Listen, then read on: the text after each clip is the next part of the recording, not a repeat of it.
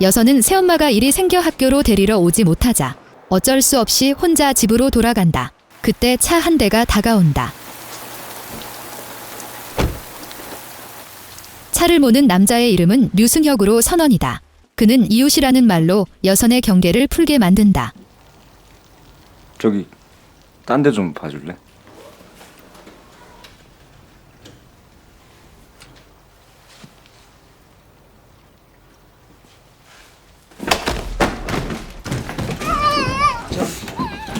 괜찮아. 그렇게 여선은 그에게 살해당한다. 그리고 여선이 죽은 뒤로 새엄마는 매일같이 환각에 시달리기 시작한다. 다녀왔어요.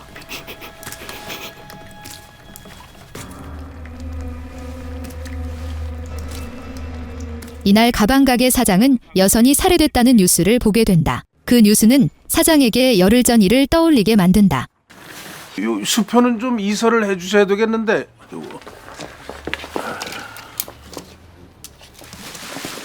고맙습니다. 또 오세요. 이후 사장은 피자 가게에 먹을 것을 사러 간다. 그 순간 사장은 조금 전 류승혁이 서명한 수표를 떠올린다. 알고 보니 배달원이 류승혁에게 피자를 배달하러 가는 중이었다. 피자요. 문 좀 열어주세요.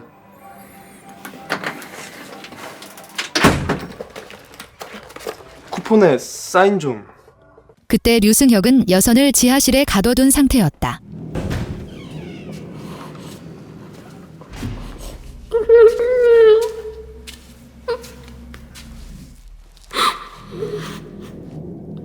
그때 류승혁은 부녀 회장에게 전화를 받는다. 재건축조합 설립 동의서도 꼭 받아야 되고요. 또 이사 갑니다. 류승혁은 일을 저지르기 전 여선에게 피자를 나눠준다. 제발 집에 보내주세요. 가. 누가 가지 말래?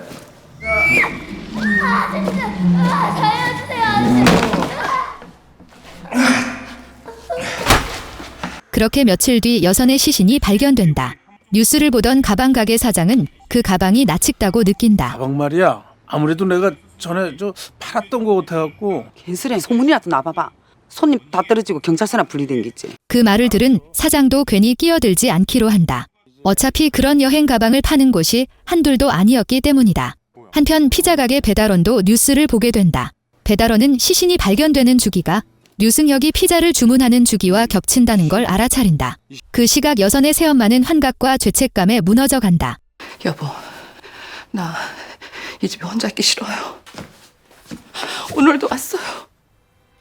새엄마는 그날 자신이 여선을 데리러 갔더라면 어쩌면 이런 일은 없었을 거라고 계속 자책한다. 하지만 남편은 더 이상 버티지 못한다. 도대체 언제까지 이럴 거야? 오늘도 왔다는 우리 여선이가 어디 있냐고! 남편은 새엄마가 여선을 딸로 여기지 않았다고 생각한다. 하지만 새엄마는 그 순간 기억 속으로 빠져든다. 국 좀 더 주시겠어요? 너 저기가 뭐니 저기가. 힘들더라도 엄마라고 불러. 괜찮아, 여선아. 천천히 해도 돼. 한편 범인을 찾기 위해 경찰은 전과가 있는 안형모를 주목한다. 이후 안형모는 경찰서로 끌려간다. 똑바로 찍어라 이 새끼야. 하지만 조사 결과 안형모는 범인이 아니었다. 그나마 알리바이가 있어서 풀려나는 게 다행인 줄 알아 임마. 이날 부녀 회장은 황경비를 찾아간다. 그 음식물 쓰레기 때문에 이거 구청에서 경고장 날아온 거 또 보셨죠? 황경비는 음식물 쓰레기까지 신경 쓸 틈이 없다고 말한다. 새로 온 경비를 챙기는 것만으로도 정신이 없다는 것이다. 경찰서를 나온 안형모는 외삼촌을 찾아가 빚 독촉을 한다. 네 외삼촌이야. 네 엄마 동생이라고. 너 내가 빵에 있을 때 면회를 와봤어. 씨발 사식을 넣어줘봤어. 너 우리 엄마 죽었을 때 씨발 네가 나 짝이어서 미쳤어? 범행 현장을 정리하던 류승혁은 갑자기 문 두드리는 소리를 듣는다. 찾아온 사람은 뜻밖에도 안형모였다. 저 밖에 그 장애인 주차칸에 그 까만색 소나타 그 차주요? 차 빼주면 되죠. 그때 류승혁은 차 창문에 묻은 침을 발견한다. 했다 어쩔래? 차 빼 이 개새끼야 바빠. 안혁모의 기세에 눌린 류승혁은 순순히 차를 빼러 나간다. 부녀 회장의 말을 떠올린 황경비도 쓰레기장을 확인하러 간다. 어느 집 소행이더냐 요거? 우시신 경위 대착갈 급 대조 도류승혁가. 누가 음식 쓰레기를 버렸다고 그거 왜 자꾸 귀찮게 해 요거. 막걸리 한잔 하십시오 하고 이렇게. 아 내가 뭐 이렇게 그러면 꼭 이걸 확인을 시켜줘야 돼 이거? 아이고 그냥. 범행이 들킬 위기에 놓이자 류승혁은 급히 문을 열고 그를 막아선다. 그때 황경비는 눈앞의 남자가 여선을 죽인 범인이라는 걸 알아차린다. 이날 여선의 새엄마는 집으로 돌아오다 또 한 번 놀라게 된다. 정신을 차리고 보니 류승혁이 바닥을 닦고 있었다. 그때 황경비의 휴대전화가 갑자기 울린다.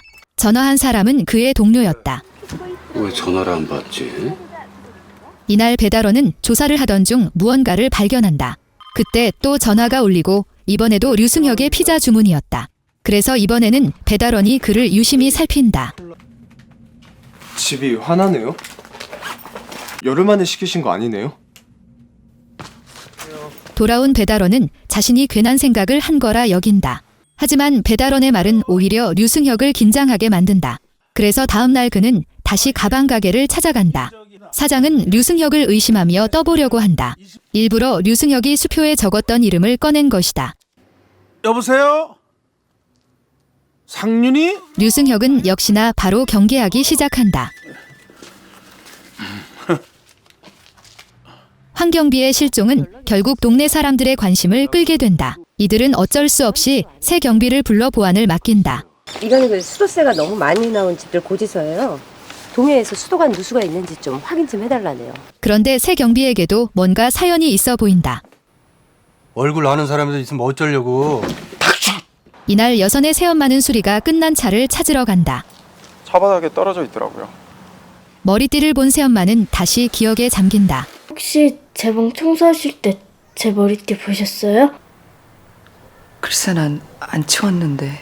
알고 보니 여선이 죽던 날 새엄마는 교통사고를 당했었다. 이후 새 경비는 류승혁에게 연락한다. 수도관 누수가 있나 해서요. 그 순간 류승혁은 밖에서 누군가의 기척을 듣는다.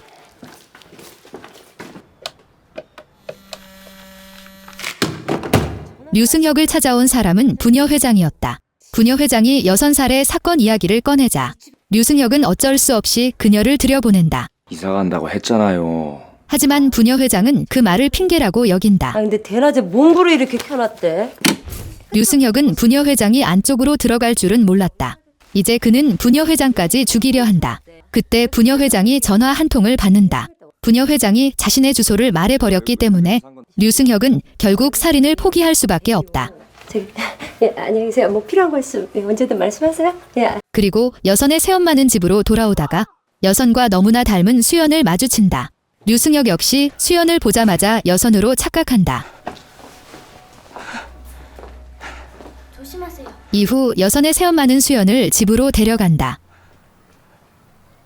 너무 똑같아 보여서. 엄마가 돼서 뭐 하나 제대로 해준 게 하나도 없네.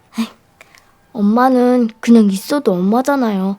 이후 여선의 새엄마는 수연을 문 밖까지 배웅한다.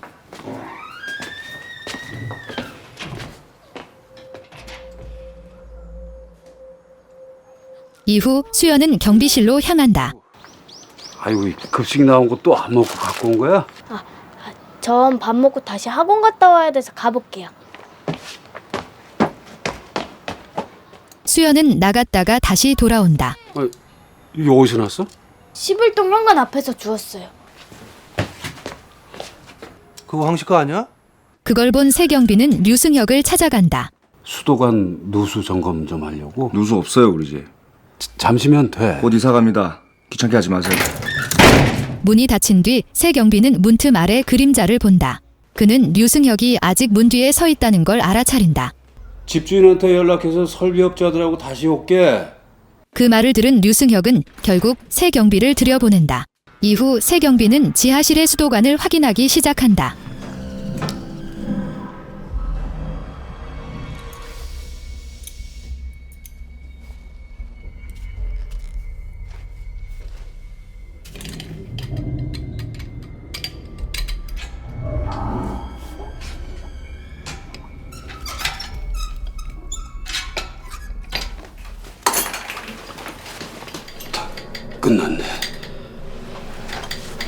그 모습을 본 류승혁은 새 경비를 미행하기 시작한다. 그때 안영모는 류승혁이 또 불법 주차한 걸 발견한다. 죄송합니다. 죄송합니다. 차 빼, 차 빼.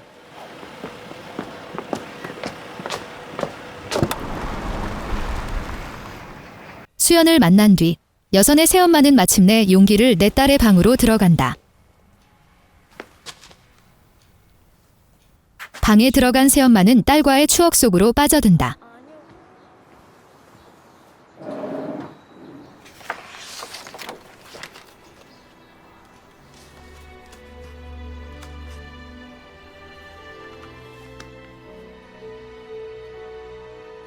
한편 류승혁은 배를 타고 도망칠 생각을 한다.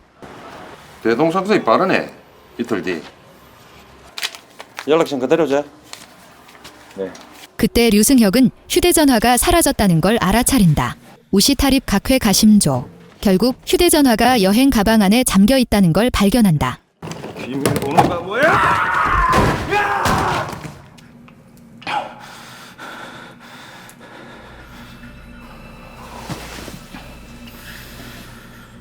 한 방에 정리하고 배 타자. 그래서 류승혁은 안영모의 전화번호를 적어둔다. 접착 제조 도상포 점로판. 아, 그 가방은 번호식이라서 키가 없는데. 핸드폰 좀 빌립시다. 내게 배터리가 다 돼서. 떠나기 전 류승혁은 사장에게 피자를 좋아하냐고 묻는다. 피자 좋아하죠. 저 새끼 좀 뭐하는 새끼야 정말. 곧이어 사장은 안영모에게서 전화를 받는다. 알고 보니 방금 류승혁이 안영모에게 전화를 건 것이었다. 방금 다른 분이 하셨는데. 다른 사람 누구? 아니 그러니까 우리 저 가게 손님이라서. 밤이 되자 여선의 새엄마는 다시 환각을 본다. 하지만 이번에는 도망치지 않는다. 마중 못 나가서 엄마가 너무 미안해. 그와 동시에 류승혁은 수연을 노리기 시작한다. 이어서 그는 가방가게 사장까지 뒤쫓는다. 결국 류승혁은 사장을 납치한다. 그러는 동안 그는 또 피자 배달을 시킨다. 배달원은 돈을 받고 이상한 낌새를 느낀다. 배달원이 들킬 위기에 놓인 순간 강한 빛이 번쩍인다. 그를 구해준 사람은 새 경비였다. 저 사람이 피자를 시키고 계산을 하는데 돈에 피가 묻어 있는 거예요. 이후 배달원은 뭔가 이상하다며 신고하자고 하지만 오히려 거절당한다. 자네 무고죄로 고소당하고 싶어서 그래? 늦었어. 어여 가. 접착 신경위회도 보안실. 알고 보니 그는 이미 류승혁이 황경비를 죽였다고 확신하고 있었다. 15년 세월을 어떻게 숨어서 살아왔는데 이 나라는 참 희한하고 사람을 죽여도 15년만 숨어 살면. 알고 보니 그의 뒤에 있던 남자는 새 경비의 환각이었다. 15년 전 새 경비가 죽인 사람이었다. 내 논문을 훔치고 그것도 모자란 내 목숨까지 빼앗아가서는 한 번도 나와 내 가족들에게 사죄한 적이 없었던 그 15년 동안. 이후 안영모는 차를 빼달라는 전화를 받는다. 알고 보니 류승혁이 일부러 그를 내려오게 만든 것이었다. 안영모는 완전히 분노한다. 류승혁이 이렇게 한 이유는 자기 몸에 안영모의 침을 묻히기 위해서였다. 그 침으로 안영모에게 죄를 뒤집어 씌우려는 속셈이었다. 병신 같은 새끼. 침 뱉는 버릇하고. 다음 날 여선의 새엄마는 류승혁이 수연을 지켜보는 걸 본다. 수연이 학교에 가는 걸 본 새 경비도 그녀를 붙잡는다. 수연의 엄마가 데리러 온다는 말을 듣고 새 경비도 겨우 안심한다. 그때 여선의 새엄마가 전화를 받는다. 강산 경찰서요? 필요한 건 다 확인했으니까 이제 가져가셔도 됩니다. 부녀 회장이 황경비 실종 신고를 했기 때문에 새 경비는 떠날 준비를 한다. 좋은 방법이 하나 있기는 한데 왜 그래 잘 알면서. 그놈은 죄를 밥 먹듯이 짓는 놈이니까. 얼마 지나지 않아 류승혁은 부녀 회장에게 연락한다. 살인범 잡혀간 거 들으셨어요? 부녀 회장은 이런 일이 집값에 영향을 줄 거라고 생각한다. 그래서 입주민 회의를 앞당겨 열기로 한다. 그럼 저도 참석할 수 있는데. 아, 요즘 학생들이 몇 시에 돌아오죠? 뭐 학원 끝나면 한 10시쯤? 그럼 그때 하죠. 한편 새 경비는 길에서 뉴스를 듣게 된다. 안모씨. 알고 보니 가방 가게 사장의 그 전화가 안영모를 지목하는 증거가 되어버린다. 그리고 안영모의 외삼촌이 찾아와 그의 알리바이를 증명한다. 이놈이 어제 10시경에 당신하고 만났다는데 맞아요? 맞습니다. 이후 경찰은 또 다른 단서를 발견한다. 그 강산 입하 앞에서 토막 시체가 든 가방이 발견됐는데 말입니다. 손삽하고 핸드폰이 하나 발견됐는데 강산맨션 경비원 거랍니다. 새벽에 안영모 저 새끼하고 통화한 걸로 나오고요. 한편 가방 가게 사장은 필사적으로 살아남으려 애쓴다.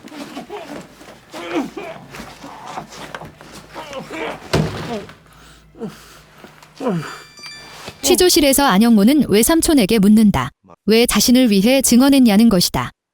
나 네 외삼촌이야. 사실 외삼촌은 안영모가 돈을 빌린 것도 자신을 일부러 끌어내기 위한 계획이었다는 걸 알고 있었다. 외삼촌은 그때 자신도 정말 어쩔 수 없었다고 설명한다. 이후 경찰은 안영모를 본격적으로 신문한다. 몽둥이를 본 안영모는 류승혁과 싸웠던 일을 떠올린다. 지문 확인 결과 곧 나오니까 그때까지만 기다려. 그 시각 지하실에 갇힌 가방 가게 사장은 드디어 방법을 찾아낸다. 살려주세요! 다행히 그 전화는 피자 가게로 연결된다. 11동 102호. 주세요. 입주민 회의 때문에 수연의 엄마는 수연을 데리러 갈 수 없었다. 다행히 여선의 새엄마가 마음에 걸려 수연을 데리러 간다.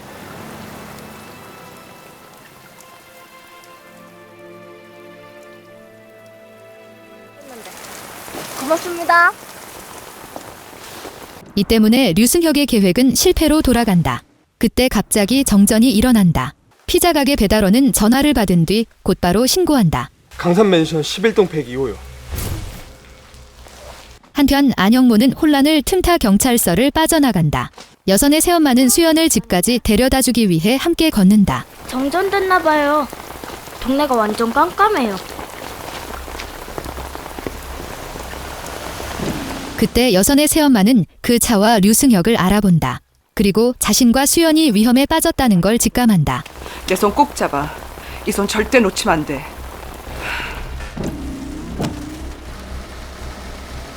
위험을 감지한 새 경비도 수연을 구하러 돌아온다. 수연이 집에 왔냐고요? 아저씨, 우리 수연이가 왜요? 도중에 수연은 넘어져 더 이상 걷지 못한다.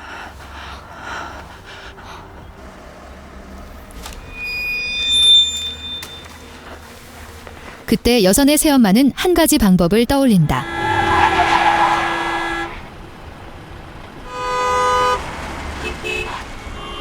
두 사람이 도로 한가운데로 나가자 류승혁은 손을 댈 수 없게 된다. 결국 실패한 류승혁은 집으로 돌아간다.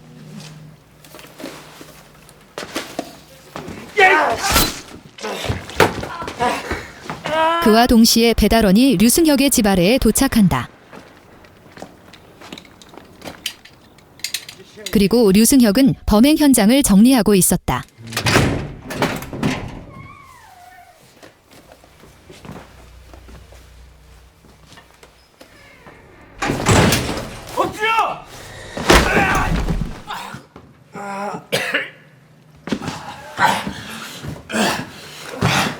다 죽여버리자! 그때 안영모가 나타나 류승혁을 혼내주려 한다. 그 모습을 본 배달원은 급히 구급차를 부른다.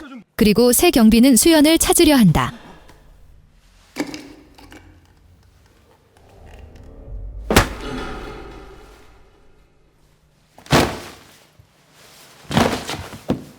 그때 새 경비가 갑자기 고개를 돌린다. 좋은 방법이 하나 있기는 한데 알고 보니 이 모든 것은 새 경비의 환상이었다. 그때 구급차가 도착한다. 수연의 엄마는 안영모를 보자마자 달려든다. 우리 수연이 어딨어? 아줌마. 저기 아줌마 딸내미 오잖아. 그때 경찰서 사람들이 도착한다.